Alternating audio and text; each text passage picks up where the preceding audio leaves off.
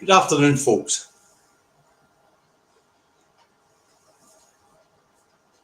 and welcome to you all. And welcome to Facebook, as we have Facebook live again. But unfortunately, Facebook's gone out on a different device, direct to Facebook on Facebook Live, because I am still having problems logging into Facebook on my computer, which means that my streaming service cannot stream to Facebook because it does it via my computer. Okay, now a wee update on the other Davy. David and I, Hugh and I, Mad Monk 33, and I went in to see David at the hospital yesterday, and he is getting better, but it only takes about an hour of mental activity, and his brain is needing to shut down for a while. So David did help me write the show today with the intentions of putting in a wee 5-minute appearance, but I'm afraid by the time we'd actually done the legwork to write the show, he was knackered. Absolutely knackered. So up until about half an hour ago, he was still good for a cameo, but by half an hour ago, he was finding it very hard to maintain his attention, unfortunately. So we're going to work together and try and get him back with a target of having him doing a cameo next Thursday, because his speech therapy team are very keen that he gets back on presenting again, because it's good for his speech therapy. Okay, so once again, it is the 1st of the 8th, 2024. It's the Two Davies minus a Davy. So this will be done in the style of Indie Truck Davy. I see the Facebook audience is starting to pump back in the door. Hello, Facebook. And we've got over 100 watching live on YouTube. So let's get this show underway. And this show, once again, will be done in the style of Indie Truck Davy. So it's Indie Truck Davy out the truck and at home in his office in Salisbury, North Lanarkshire, where it's a sticky 21 degrees, mostly cloudy, dry. So not a bad day here in North Lanarkshire. That's the weather for Salisbury, North Lanarkshire. If you want to know what the weather's like where you are, look out your own bloody windy. Maybe stick a wee comment in the comments to let me know where you are, especially if you're in a different part of the world. Like we've got a couple of viewers on for down south at the moment, One Angry Pagan, and check out One Angry Pagan's channel, folks. And Reagan Elite is also here, I see. No doubt Sir Larry's kicking about somewhere. And I see that we've got Elizabeth in from Germany, and we have Ginger Giraffes in from the US of A. I'll be talking a wee bit about the US of A later. Okay, so the first story up, folks, is a pre-election smear of the Scottish government, SNP government, falls apart after a corporate body that runs Holyrood investigates claims made by anonymous unionist politicians in the Parliament that the SNP had been misusing Holyrood funds to finance their... Thanks, John. Nice to see you there. Watching on your break. Thanks, mate. What do you might call it? And thanks, Akis, for your contribution earlier and all before the programme started. So anyway, what was this smear all about? Well, pre-election, it was claimed that the SNP were that skint that their MSPs were using constituency office money to buy stamps for general election.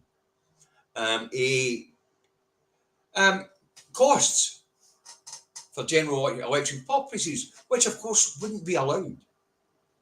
But the smear story was put out there by the BBC and the unionist parties in order to affect the election, which it would have done. Hey ho, 3 weeks after the election, parliamentary inquiry, SNP MSPs did not use parliamentary expenses to fund Westminster election. So what was this all about? Stampgate. Anybody remember Stampgate? oh, sorry folks, Stampgate, where they claimed that MSPs were buying unusual amounts of stamps and to fire out letters to their constituents. And it was claimed that these letters were for general election purposes. Anyway, there's been an inquiry into it, a lot of crap. Yep, there was an increase from all MSPs buying stamps at the period because they were having to reply to thousands and thousands of complaints about no having received postal votes and other irregularities in the election. Okay, but the idea pre-election was to paint the SNP as being as bent as the three unionist parties' imperial masters in Westminster. It works. Smear works. As we've seen them hoarding this bloody branch form overheads for over 2 years now, with nobody being convicted of anything so far. And I believe the submission to the Crown Office was over 3 months ago now. And it's not been announced whether they intend to actually carry out a court case against Peter Murrell. Now, if the evidence of wrongdoing was so strong, why didn't the Crown Office have Mr. Murrell in the dock 3 months ago? They say smear works. And this is another bloody smear story that was cooked up prior to that election. And it will have affected the outcome of the election. Unbloody believable. Anyway, let's move on. We don't get buyer's remorse here in Scotland, as David pointed out to me earlier on, because it doesn't really matter who we vote for in Scotland. It makes no difference and has no influence on any of the parties down that road. We now have 38 Labour MPs, and they all stood on there'll be no more cuts, and that they would cancel the 2-bedroom tax. Anyway, after Rachel Reeves' speech, when the MSP's new MP for North Aberdeen and Moray East, Seamus Logan, stood up and asked Rachel Reeves after her speech to apologise to the people of Scotland because they ran a totally false campaign in Scotland. A campaign based on getting rid of the the two-child cap, getting rid of the bedroom tax, and that there'd be no new cuts. So there's a campaign here to get Anna Sarwar not just to stand down as the leader of the branch office in Scotland of Labour. There is also a campaign to get him to stand down as an MSP for running an election campaign which deliberately misled the people. We'll get a wee bit more of Rachel Reeves and her magic 22 billion shortly. All right, so Anna Sarwar's up to his neck now, and he's went to ground. Can't he be? Isn't he popped his head above the parapet? He's stoomed. Why? Because he deceived the people of Scotland to get their votes. And he will suffer. He will suffer in the 2026 election for it. But what we did learn here from this election was, it doesn't matter. We don't get buyer's remorse here because it doesn't matter what we vote for. Even if we'd sent 50 odd SNP MPs down that road, it wouldn't have made any difference. They would have had little influence whatsoever, none. As we've watched over the last 3 parliaments. Christ, Facebook, I might be about to lose you again. I didn't realise my battery was running low. You're plugged into the charger, so hopefully you'll not disappear. Because, as I say, you're plugged into chargers. The phone's on a rapid charge. It should hold out, I hope. So, The Labour leadership, once again, in England, have made 38 MPs and the whole of the Scottish branch office look like effing liars. Look like effing liars. And as for Sarwar and Starmer Stoney here promising no more cuts, absolutely outrageous. What we did learn was what Labour stand for. We know what they stand for now. They stand for lies, starving kids, bankers' bonuses, and freezing fucking granny. That's what Labour stands for. That's what Labour stands for. Lying to the general public.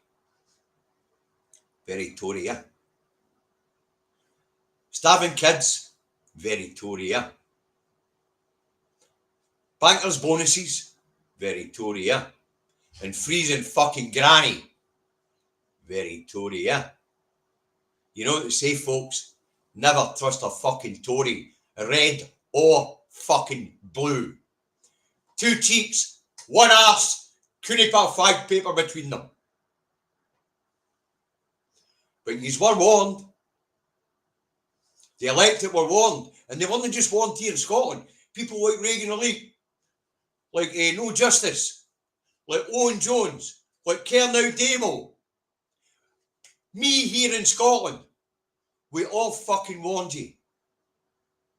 And we'll get to buyer's remorse in England shortly. This is the Scotland section of the show.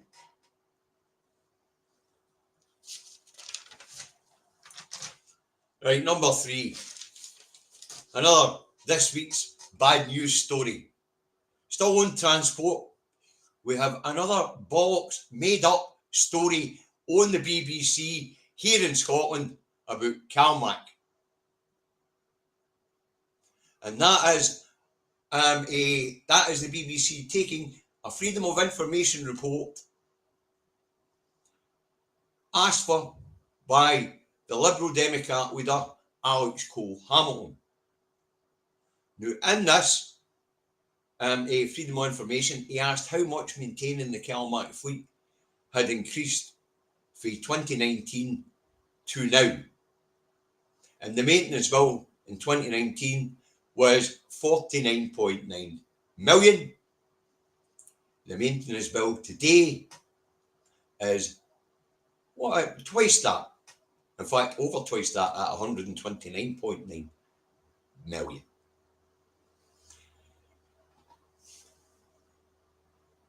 Alex Cole-Hamilton goes on to say that CalMac are failing the island communities and that Lifeline ferry services were not being delivered. And I thought, hold on, that doesn't sound right. So I went and had a wee look, folks. And I had a look at the performance of CalMac. The performance of CalMac. Thanks very much, Alistair. Sorry, I missed that one. The performance of CalMac. So I thought I'd put it up for you all to see. Thank you very much. Ange, thanks, Patricia. You're all being very generous today. We'll catch up. And thanks, Duncan. Sorry, folks, I'm still catching up with the chat on YouTube there. So, thanks very much for all your contributions to Food Bank Fund. And anybody on Facebook who's making contributions as well, thank you very much. I haven't put the bank details up in this feed. If I have to do this again next week, I will put the bank details up in the Facebook feed. I've got 2 transmissions on the go here, folks. It's quite confusing. Right, so, as I say, I went into the look and I'll put it up on the screen for those on YouTube and I'll explain what it is. And this is CalMac's performance figures. Okay. Now, this is on the CalMac website. If you dial into your search engine, CalMac performance figures, up will come this screen. This was the performance figures. Data from up to the 31st to the 7th, 2024. Daily and percentages at meeting the timetable. 95.2%. And for the season, up until the 31st of July 2024, the seasonal performance rate has been 95.4%. 1% of that was time off with boats being out of service for maintenance, and the other 3.6% yet was for weather-related problems. Hold on, I can back onto that. Put that back. So if you can see that on the screen, for those on YouTube, where are we? There's nobody on YouTube because I've shut it down. Ah, fuck.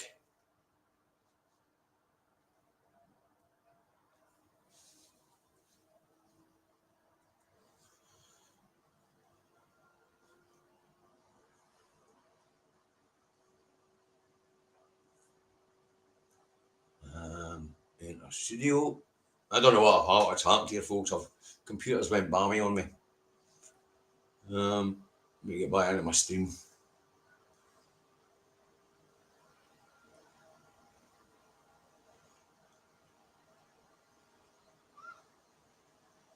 Sorry about this, folks. As I say, 95.4% for the season. Fantastic figures.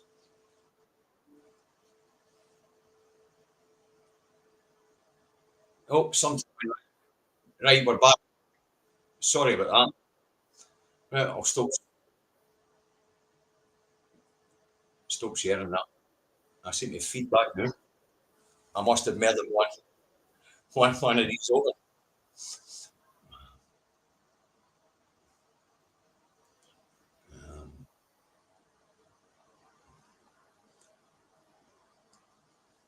How can I have two? There is. Shut that one down.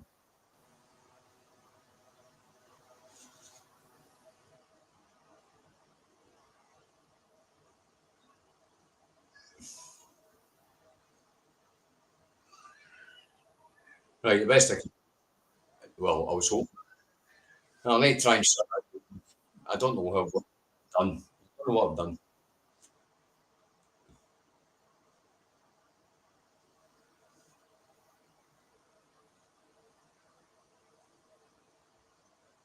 Right, this is only by my name. Sorry about that. Sorry about that, YouTube. I had a bit of a confusing situation there. Anyway, so goodbye to CalMac. 95%, 94.5% for up to the 31st of July 2024. And it's still the very best performing. It's still the very best performing ferry service on the bloody planet. But what this made up story in the BBC does, it conflates CalMac, Seamal, and Ferguson Marine. And it's just a made up story to bring the Ferguson Marine story of an overrun of 300 million quid on the build of two ferries back into the public eye. CalMac is the best performing ferry company on the planet. The best performing ferry company on these islands. They perform better than the Dover routes, the Isle of Man route, and any other bloody route out there. And that includes here in Scotland with the Northlink route. CalMac provide the best ferry service on the bloody planet. And for Alex Cole-Hamilton and the BBC to put out an absolute non-bloody story. Thanks, guys. Thanks for the funds for food banks, guys. As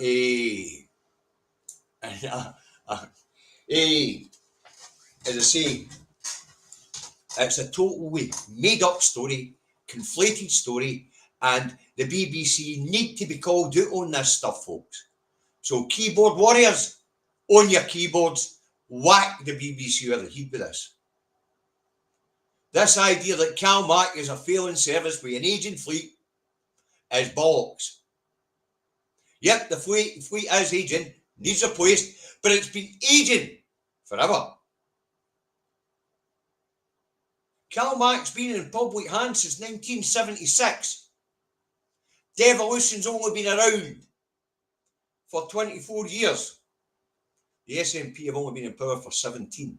And in that period of time, the SNP have commissioned in boat something like 10 new ferries. They've just commissioned another 7 actually.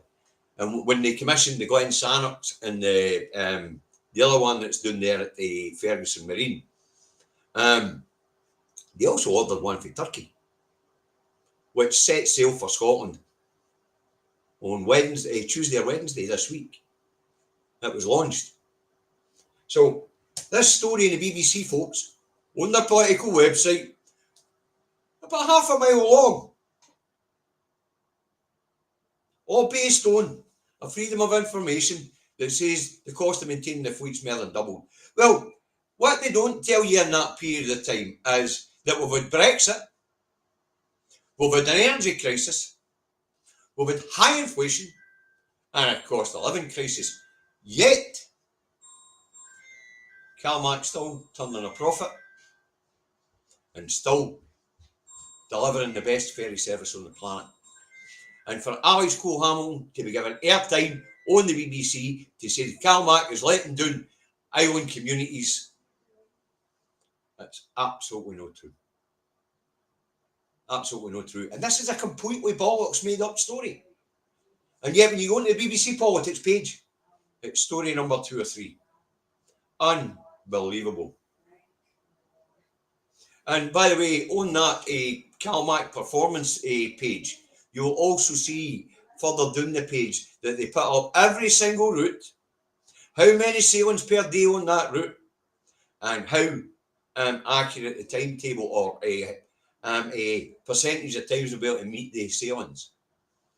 And you'll be, when you look at 90, 100%, 100%, 100%, 100%, then you'll get one route that's let down because of severe weather conditions and it'll drop. And so, as I say, early season, 95.4% of hitting their timetables and delivering their service. Considering the weather we get out there in the North Atlantic, fucking phenomenal. And that's why they are the best ferry service on the planet. So made up, contrived, bollock story, and the BBC and Alex Cole-Hamilton need called out about it. There's reasons why maintenance of these ships have went up so much. Well, for a start, most of them were built overseas. So parts are having to come from overseas. And we know what an effect Brexit has had in any materials that we're bringing in, whether it be for ships, whether it be for building trade, anything. Prices have almost doubled in everything, especially wood. You know, so, and then of course, the increased cost of energy, whether that be fuel or anything else. And then we've got an increased cost, as I say, and with the inflation hitting everything as well, absolutely everything. So the fact that our 5 years, the maintenance bill is times 2 and a bit, it's no surprise. There's all these different influences which have drove up the cost of absolutely everything, including maintenance at a big operation like CalMac. Absolute bollocks, made up story. Absolutely rubbish. And so you go and have a look. It conflates CMAL, CalMac, and Ferguson Marine as if they're one company. They're separate companies with different responsibilities. CalMac tells CMAL what it wants. CMAL goes and finds that for CalMac. I mean, they even looked at a catamaran operation run by a Scottish entrepreneur in New Zealand. But the catamarans, well, we don't have a docking facilities for catamarans. So the idea was just binned. You know, but they did buy a couple of ferries for Norway. And they've got orders out to other parts of the world at this point in time. Okay. So let's have a look. What else we got? This one's a cracker. This is another made up bollocks story to make it look as if the Scottish government are a bad government. And this is a story on the BBC as well. That the company that makes uniforms for NHS Scotland. Might be going to have to lay off 60 disabled workers. Now, this is a company in Larbert, and the company is called Haven Products, and they supply uniforms for NHS, as I say. And they say that they've only got orders up until November. What was really interesting about that was that they actually ignored the big story to do with the NHS in Scotland this week. And because I'd shut down that other box, I had all my tabs open for it. It's this story here. And I'm going to put it up for you. Because the wee company that they're talking about, who might be about to lose 60 employees, Haven Products in Larbert, who hire disabled people. Oh, bad Scottish government haven't ordered uniforms, disabled people are going to be put off. What they were actually hiding was this story, and this is why I say Haven Products and Larbert have got nothing to worry about. So here we go, folks. I'll share it for you. I don't normally do this, but this picture's quite striking.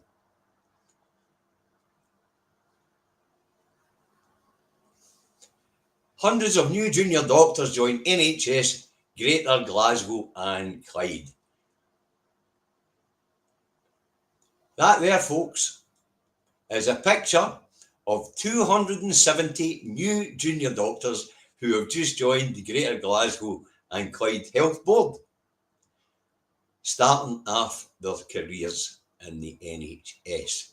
277 new doctors employed by Greater Glasgow and Clyde Health Board. That's the story that the BBC were trying to hide with the uniform company to hold hiring disabled people about to go bust. Well, Haven Products, you're just about to get an order for 277 new uniforms, and God knows how many pairs of trousers, tunics and whatever else that comes in with. But you don't see much of that in the BBC, because David had to find this one for me on Greater Glasgow and Clyde Health Board's NHS site. Fortunately for us, David's wife's a nurse, and she works in NHS Greater Glasgow and Clyde Health Board, and she knew these 277 new doctors were joining the health board this week.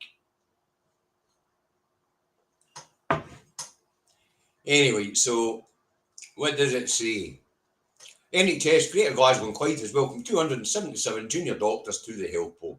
This year's intake of newly qualified doctors will begin their healthcare careers across hospitals and healthcare facilities, including the Queen Elizabeth University Hospital, Glasgow Royal Infirmary, the Royal Hospital for Children, and the Royal Alexandra Hospitals, and the Inverclyde Royal Hospital.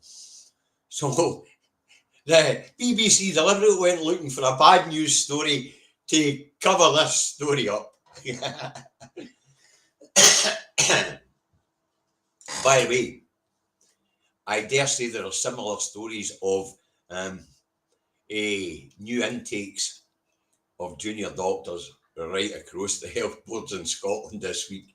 So Haven Health Products in Larbert, I think we can say you'll have new orders shortly. Ah, man, the things, the length the BBC will go to probably about an SNP badge story. Hey, SNP badge, Scottish Government badge, 60 disabled people in a wee factory in Larbert are about to lose their jobs in November if they don't get orders for new uniforms from the NHS. Well, they're about to get them. But more importantly, maybe Haven Products should maybe look at divesting a wee bit for having just the one contract. And what we got here for Alistair Super Chat. Yep, new junior doctors were in on Monday and Tuesday, about 100 at the hospital you work in. And you, Alistair, I think you up in East Kilbride.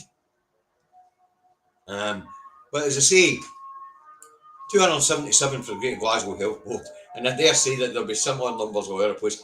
Sorry, folks, can't do nothing about the ice cream van. Yeah, it's summer. Kids like their ice cream and it's quite warm outside.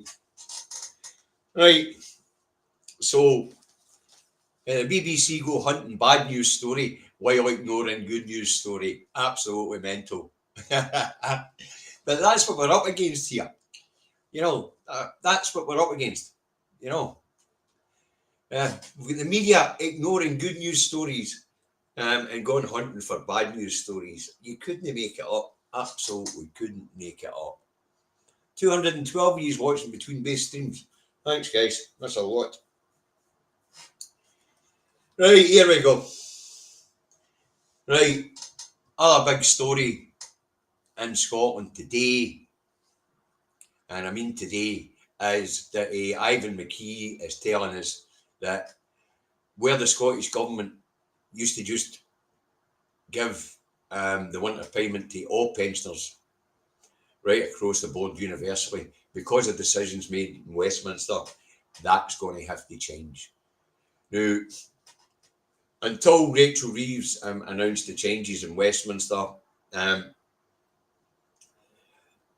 what we got in the Barnett formula for winter fuel payments was 180 million quid a year. It's been calculated that the move made by Rachel Reeves means that will be slashed to 80 million quid a year. And the Scottish Government doesn't really think it's got a spare 100 million to plug that gap. So whereas it's never really been means tested here, people just got it. It may have to be means tested here, and it won't be universal the way it used to be, where everybody just got it.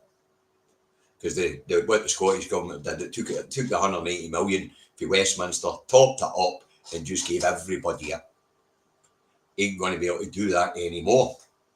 So we've got Ivan McKee, Finance Minister, telling us that they're going to have to look at it. What he has told us is it's not going to affect the cold weather payment that the poorest families in Scotland get when it gets down to 0 degrees over a period of time. I think it's 7 or 10 days. Then they get 35 quid to top up in their benefits, because and that particular benefit is pretty well unique, and it doesn't really this particular change doesn't make any difference to it. The cold weather payment has been something that's been happening in Scotland for years, even before devolution. But will it go? Don't know. Don't know if it'll go. But what we do know is the universal payment of this winter fuel payment here in Scotland to help pensioners is going to have to be looked at again, because, as Ivan McKee tells us, don't know if they can find the 100 million to plug the gap. Okay. Mark, she is quite an aggressive ice cream salesperson. Reminds me of that sketch when was it Chewing the Fat with the lassie with the ice cream bun? Ain't Nels Boys Eye shows your snatch. You see the wee guy drop his coat in his boat, high and brew. Yeah, brilliant. Right, let's move on to Rachel Reeves' speech, shall we? Now, as we know, we've already spoke about the deceiving of the Scottish people and how they don't give a shit about the voters here. You know, Rachel's reading the comments on the state of the state's finances, as well as an £18 billion black hole the previous administration left them with the cuts to National Insurance Service, which we all knew about that £18 billion black hole. Rachel Reeves is now claiming there is a £22 billion overspend for this fiscal year, 2024 to 2025. Now, everybody's looked at this and went looking for this 22 billion of an overspend. And it's bollocks, folks. It does not exist. What it was announced policies that were never enacted, never costed, and there was never a spade put in the ground. So actually, most of this 22 billion she's talking about was never fucking spent. It was commitments to spend. like the Salisbury Plain under the, what do you call it? The underpasses to get underneath the Stonehenge. Salisbury. It was just a plan announced. There was never any work undertaken. No hole in the ground. Nothing. There wasn't even any plans drawn up. It's the same in all with Rishi Sunak's announcement for integrated travel in the north east of England. It was announced. That's like me standing in the street and announcing I'm King of Scotland. So what Rachel Reeves is telling us is they'd announced all these policies, which would attain them a 22 billion overspend. She's cancelled all these policies. We've never fucking started in the first place. But the only actual bit that's true is about the asylum situation, where they've discovered that they've been spending 6.4 billion more than what they said they were on housing asylum seekers, processing asylum seekers, and of course a chunk of that went to Rwanda. But the rest of that 22 billion a fiscal black hole for this year that she's talking about, it's not just me saying this. Richard Murphy, Gary Economics, and the mainstream commentators on the telly have all been saying, pie in the fucking sky. These have been announcements. They haven't been actual spend yet. There's been no work undertaken at all, no shovels in the ground. There's not even went into any planning process in any depth, so there's not even any cost at that. So, anyway, Rachel Reeves tells the North East, you're not getting your integrated travel service. Tells Stonehenge, you're not getting your underpass. It's all pie in the sky anyway. Ah, fuck. What it does tell us, though, is that Rachel Reeves is a liar. And that she's quite willing to deceive the people. And as I say, what we have learnt about the Labour Party is what they stand for. They stand for starving kids so far. They stand for protecting bankers' bonuses so far. And they stand for freezing granny so far. And the reason why I say so far is because we don't know how much more is going to be added onto that list. Because Rachel Reeves has boxed herself into a corner. She has boxed herself into a corner by saying she'll stick to fiscal Tory rules. After standing up in the Commons and telling us the Tories didn't intend to stick to Tory fiscal rules. You couldn't make it up. But imagine telling us that there's been a 22 billion overspend for this year. And then when you go looking at it, just fucking no. There's been policy announcements that were never enacted. And if you cost them, it comes to 22 billion. But as they were never costed and never enacted, you don't fucking need to cost them. But if you did cost them and you weren't going to enact them, it might add up to 22 billion. Fucking mental. But what we have learnt is, what I thought when I had seen that dispatch box delivering this bollocks, and I mean bollocks, I thought, fuck's sake, has George Osborne had a sex change? Because that's who she reminded me of. She reminded me of George Osborne. Smile and tell you she's going to cut your public services. Smile and tell you there's more coming. Which brings us on to the next section of the down the road bit. And that is, they get buyer's remorse down there, because how they vote does matter. And how they run election campaigns matter. And what we're seeing now in England, 4 weeks into a Labour government, is buyer's remorse. As I said the last time I was on, England's gone on fire, and it's getting worse. It's getting worse. As you see the reports all over the BBC of outbreaks of trouble all over the UK. We've had 2 sets of riots, a bunch of kids stabbed, another set of riots. And according to what we're being told, the trouble is spreading. And the mainstream media and their politicians have got a lot to do with this. But another thing that's got a lot to do with it is we're 4 weeks in, and it looks like this government who promised change is going to be not just merry the same, it's going to be, wow, austerity 3.0.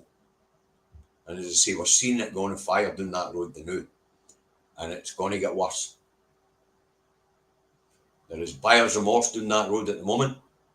As I say, what we had, we've had the riots, stabbings, right-wing marches, and more riots. And it is going to get worse. Now, we're not seeing that up here in Scotland. Why are we not seeing that here in Scotland? Well, for a start, we don't conduct election campaigns like they did down that road. We haven't. Scotland's a left-of-centre leaning country. No, a right-of-centre leaning country. There's certainly no swinging towards the hard right the way that England is. You know, but as austerity 3.0 kicks in and things do get worse and people realise the change that they were voting for was merely the fucking same, it is going to get worse. Because what's happening is they're not going to swing back to Tory or Labour at the next election. It's people with these nut jobs in reform that they're switching their vote to. I see, and we've now got groups of bloody flying right nice wing nationalists running across England, setting the fucking place on fire. I guess you get what you vote for. Well, England does anyway. But now they get the buyer's remorse. Huh? Vote Labour for change. You're not fucking getting any change. You've already been told. 4 weeks in, and Rachel Reeves has stood up and tell everybody austerity 3.0 is coming, get ready for a budget. And when that budget delivers, and it hammers benefit claimants, and it hammers the poorest in society, when the tax rises come, and that'll be these tax rises they promised wouldn't they come. When the cuts come, that'll be the cuts they promised wouldn't they come. I see trouble ahead. I say the reason why we're not seeing it here is we don't get buyer's remorse. We already know our votes are worth fuck all. Whether that be in a Holyrood election now, because let's face it, nobody respects manifestos anymore in Westminster. They don't respect their own manifesto. They don't respect our manifestos. They don't respect mandates to the public. Voted in on one thing, do another thing.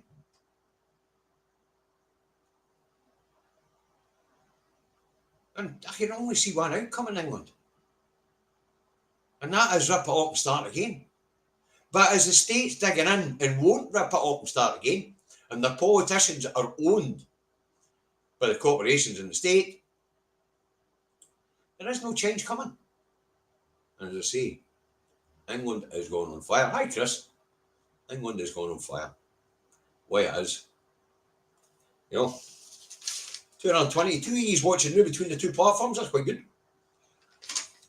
Right, let's move on to a slightly better news story, shall we? And that is, today is the first Thursday of the month, which means the Bank of England Monetary Policy Committee sits to set interest rates. And today, they have lowered interest rates by 0.25%. So, interest rates fall back from 5.25% to 5%, where I think it will stay for a few months, and I think it will eventually drop by the middle towards the end of next year to 4%, possibly down as low as 3.6%, but that's where it will stop, because that's more in line with where interest rates should be. But as I say, for those out there who have been suffering with really, really large mortgage increases, this will help. This will help. The other thing we know is that the reason why the economy is not doing so well is because businesses couldn't borrow to invest. No interest rates like that.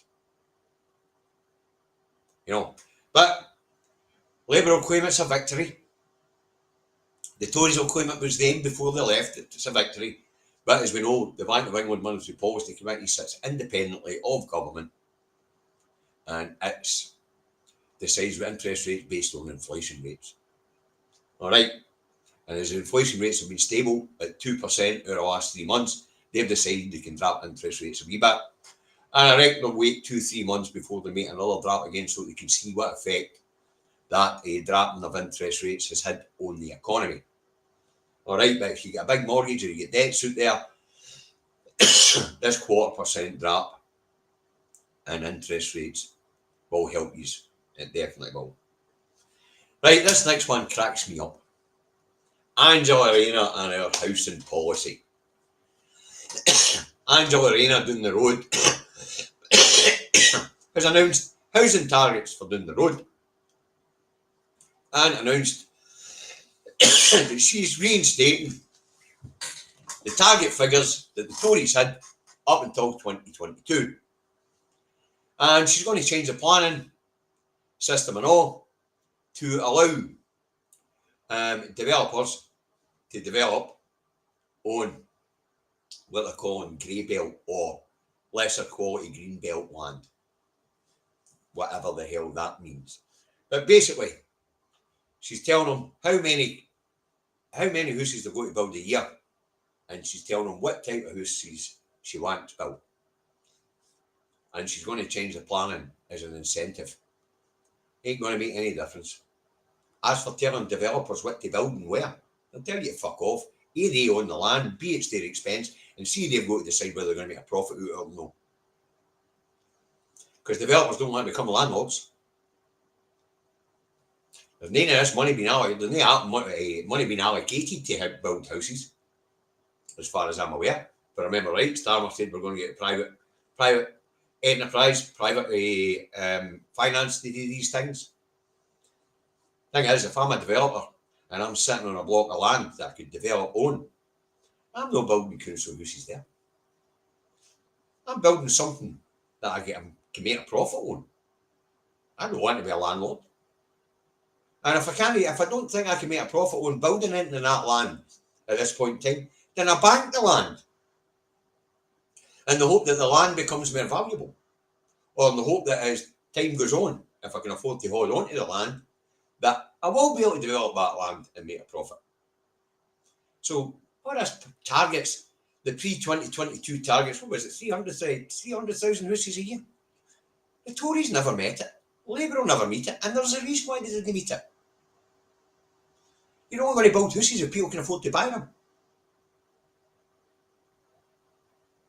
And at this point in time, we're a fucked economy.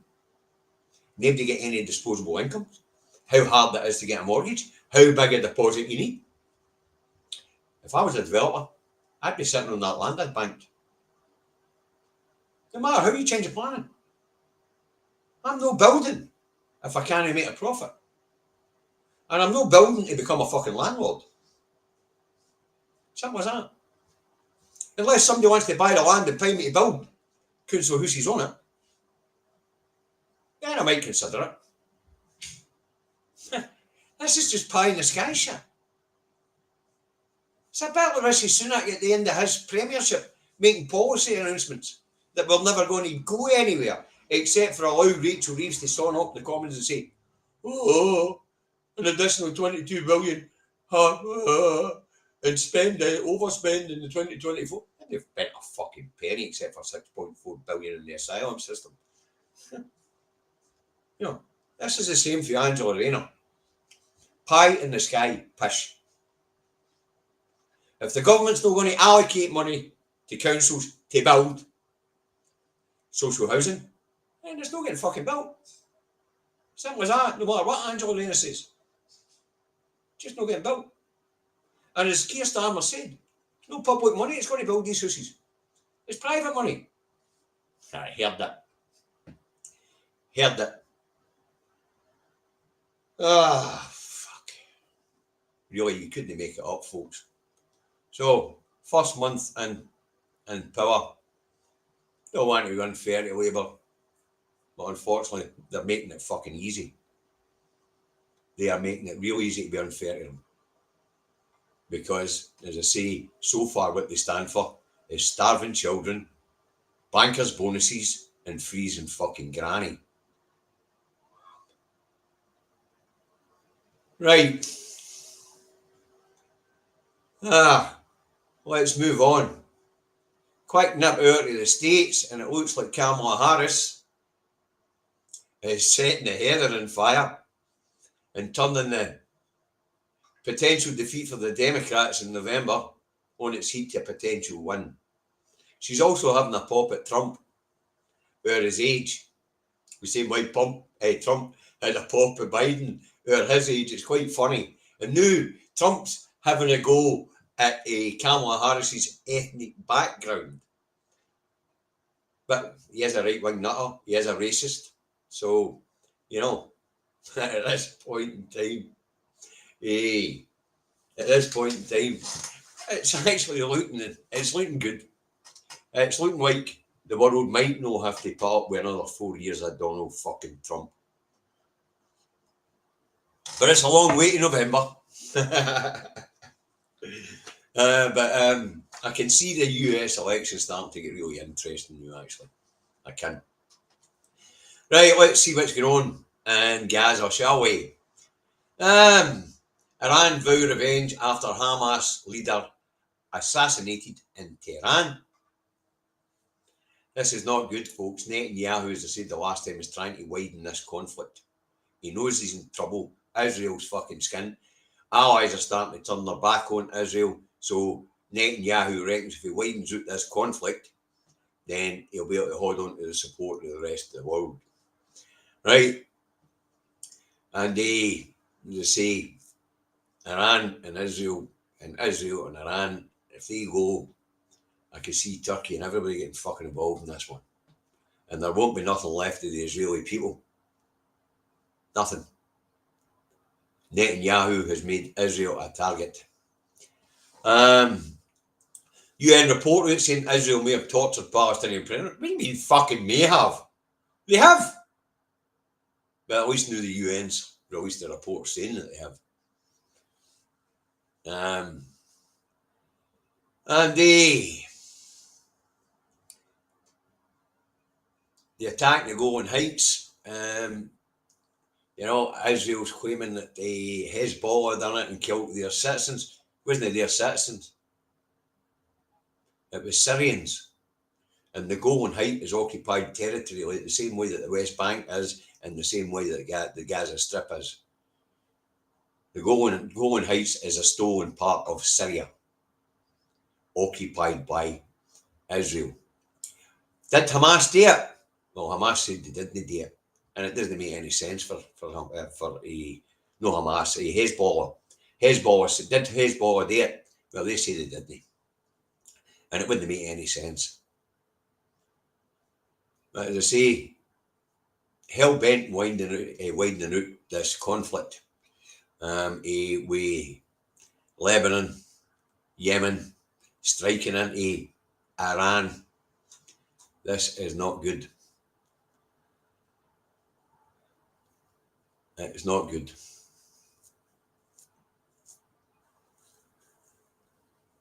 And it would appear that Israel is speeding up its occupation of the West Bank after the ICJ, the International Court of Justice, ruled that the occupation of Gaza or Palestinian lands, full stop, is illegal.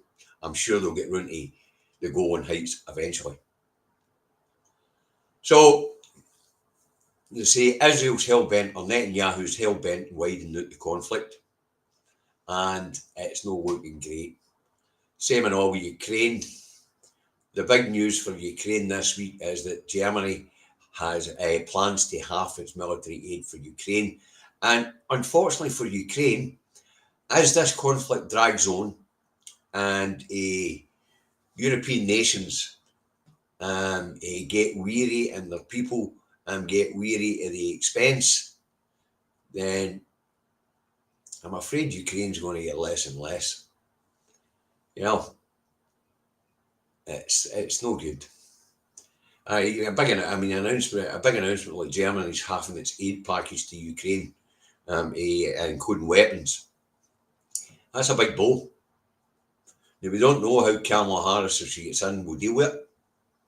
We don't know how Trump will deal with it, and it'll not be favourable. So in the two conflicts, Israel is up in its genocide and it's moving at pace and its occupation of the West Bank.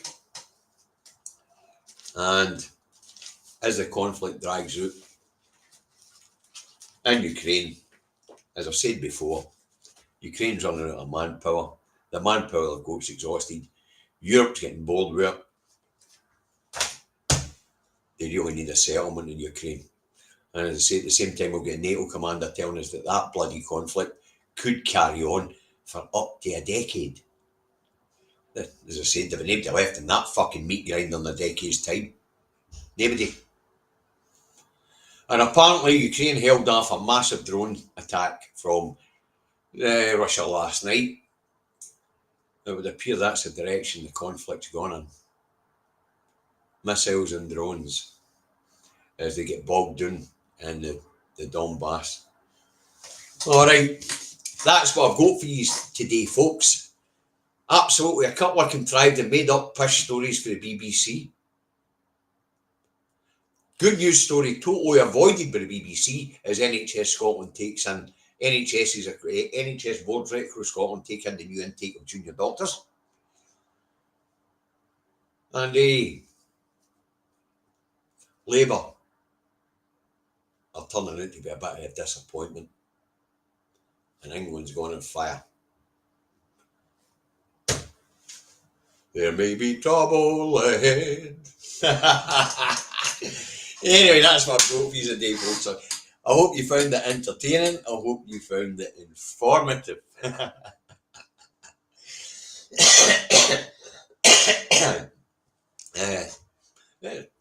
A fascinating time to be alive, folks. Unless you're poor or living in England.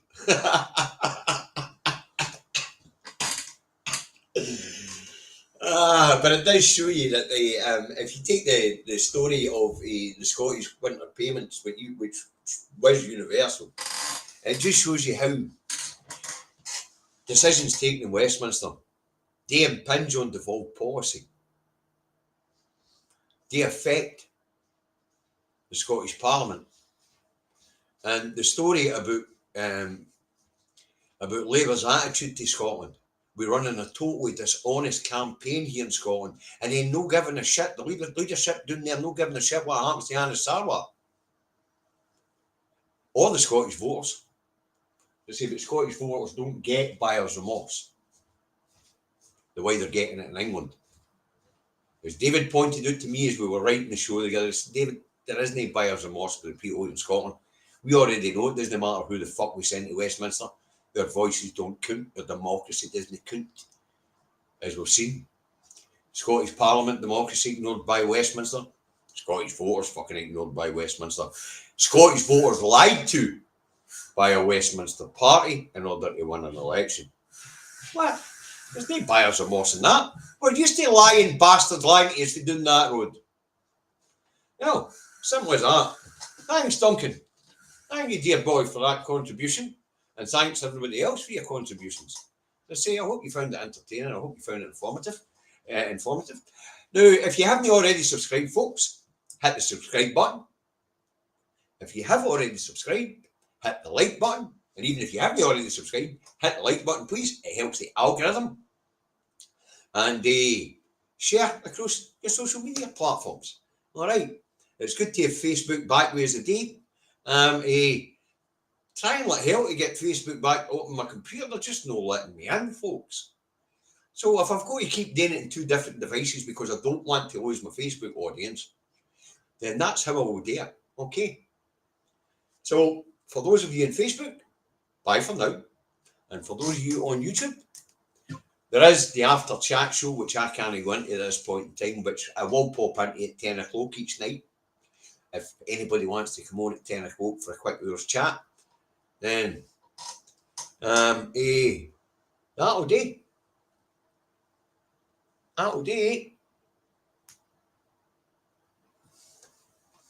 And I'll come on, as I say, 10 o'clock tonight, thereabouts. I'll pop into the chat Huey will stick the link for the chat and the YouTube comments. So anybody in Facebook who wants to join, they'll just need to go to YouTube and get the link. All right.